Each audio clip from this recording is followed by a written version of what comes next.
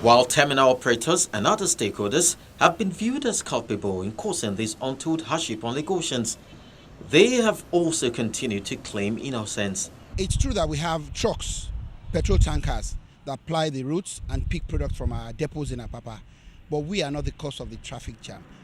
Maybe some of our people do contribute to that, but first and foremost, federal government has to fix the roads.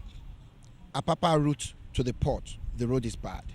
If that route is fixed, reconstructed, then we ourselves, with the plans that we have on ground, our people will be able to implement it successfully. And what is the plan we have, or what do we have to do? Our depots don't operate without programs. All DAPMA depots, all marketers in that axis, they operate on program basis. On a daily basis, they prepare the number of trucks that each depot can load. And each depot knows the number of trucks that could be brought in at a particular point. So your program for your depot will not exceed the number of trucks that you can have within your premises at a particular time. When the first batch of trucks are loaded, you release them, and while you are releasing the first batch, you call in the second batch. We have what we call tally system.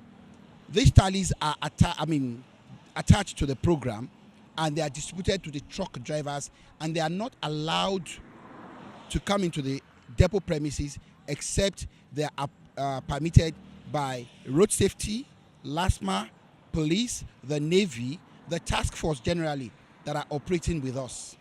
So we are not, and we cannot accept that we are the cause. Let us start from the management of the Nigerian Ports Authority. They are the one that is causing the problem, because all the places that you see all these trucks parking inside the port had been sold out to consignors.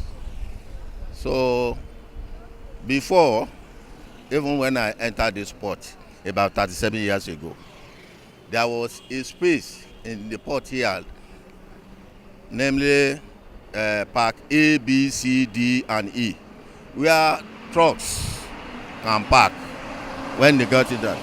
If you can see all these trucks outside by my left here now, lining up from the port to Ijora here.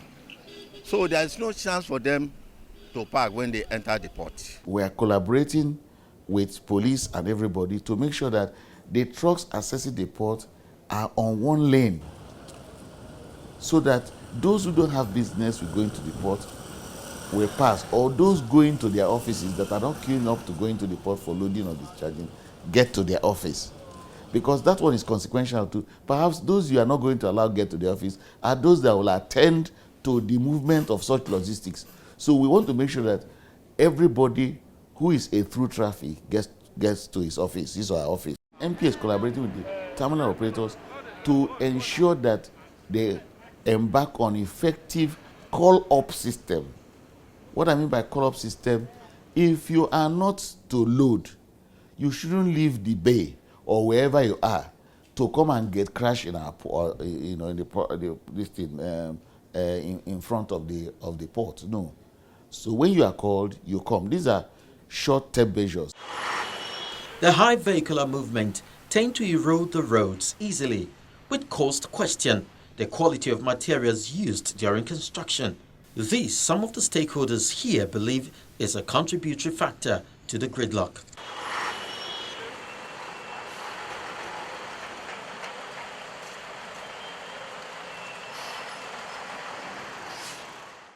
The traffic situation in Apapa was never like this until 2 years ago.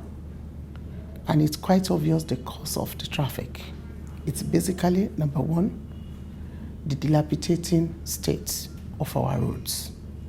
Our roads, the road leading to Apapa Port, even to Tinkan Island Port, has been left unattended to for a very long time.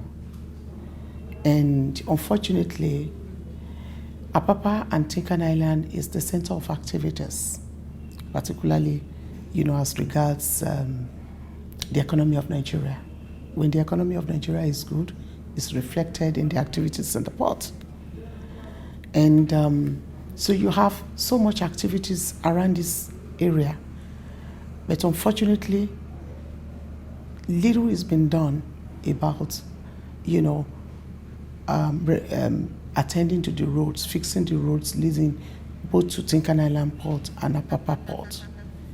And when you consider the volume of activities, the number of trucks that ply these roads, how many roads, the axis that we have leading to the port is only 2. You have the one leading to the bridge leading to Apapa, and then you have the Tinkan Island. That's just only 2 roads, where people can go, move in and out of Apapa ports. It's such a nightmare coming in and into Apapa, because sometimes you could be on that bridge leading to Apapa, you could be there for 3 hours before you get done. I know government has made some efforts, especially in addressing the challenge within that area. But if you ask me, I like to say there's still more to be done. The road network around that area needs to be, put in good shape. There is a major road failure in some of the spots around the Tinkan axis. I tell you, some cars cannot pass through some of those areas.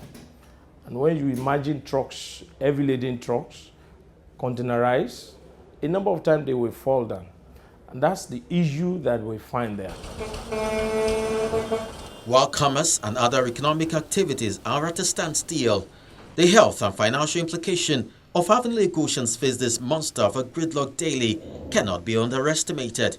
And of the possible ways out of this logjam, buck passing is not listed. And if there is light at the end of the tunnel for Nigerians who are daily sandwiched by these trucks, it's high time they saw it.